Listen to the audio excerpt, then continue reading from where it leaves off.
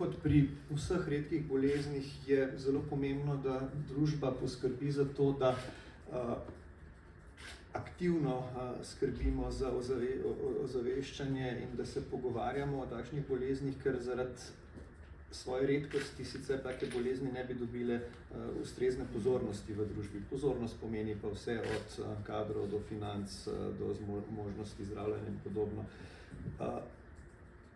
In ne glede na to, da je skupno število redkih bolezni v resnici veliko, ocene so v Sloveniji najbrž celo okoli 100 000 mogoče Slovencev ima eno od teh redkih bolezni, so posamezne bolezni tako redke, da se potem ne najdejo svojega mesta v širši javnosti. Zato sem zelo vesel, da se na takšnih dogodkih lahko pogovarjamo o takih boleznih, kljub temu, da je le peščica Slovencev tistih, ki takšno bolezen zares imajo.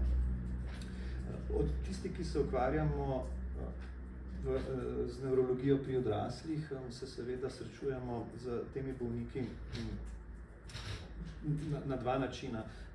Prvič s tistimi, ki odrastejo, ki bolezen dobijo v otroškem obdobju in jih vodijo na pediatrični kliniki, pa seveda potem odrastejo in pridejo v oskrbo tistih, ki se ukvarjamo z odraslimi. In druga možnost je pa ta, da se bolezen res lahko začne tudi kasneje. Večina se jih začne nekje tam recimo v najstniškem obdobju, ampak posamezni bolniki pa lahko se zbolijo tudi kasneje v zgodnjem ali kasnejšem odraslem obdobju.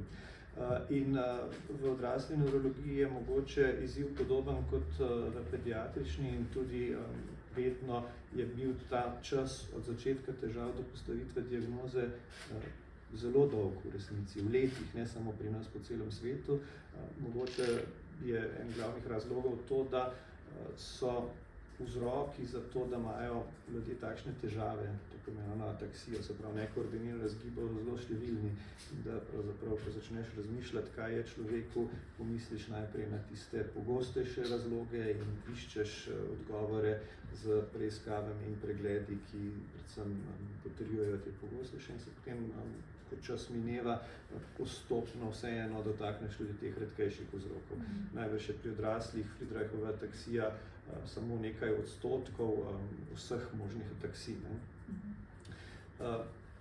Zakaj bi si želeli ta čas skrajšati? Zato, ker na srečo se v nevrologiji v zadnjem desetletju srečujemo z tem, da postaja veda ne samo diagnostično, da znamo ugotoviti, kaj je človeku, ampak da so se začele pojavljati različna učinkovita zdravljenja za različne genetske bolezni, vnetne bolezni in podobno.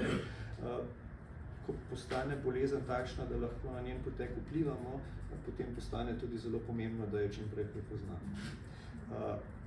Možnosti tehnične imamo, se pravi, da genetska diagnostika je postala tako dostopna, na voljo je sicer že desetletja, ampak dostopnost se je izrazito povečala, tako da jo lahko uporabimo že tudi kot en prvih korakov v diagnostiki različnih nevroloških bolezni, tako da je pomembno, da človek s takšnimi težavami najde pravo pot, da pride pravočasno ali pa čim hitreje do nekoga, ki potem pomisli na to bolezen. Diagnostika je seveda stopenjska. Prvi stik bo gotovo družinski zdravnik, za katerega ni treba, da pomisli na vsako redko bolezen, se tudi ne more poznati vseh teh redkih bolezni, ampak je dovolj, da prepozna, da gre za neko nevrološko dogajanje, napoti potem bolnika k nevrologu.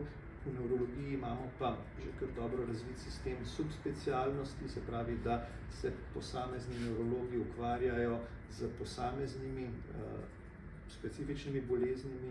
Recimo pri nas na Inštitutu za klinično nevrofiziologijo imamo center za živčno-mišične bolezni in slovenski nevrologi ta center dobro poznajo in potem bolnika, za katerega mislijo, da imajo tako bolezen, usmerijo v to obravnavo, kjer pa potem steče takšna diagnostika.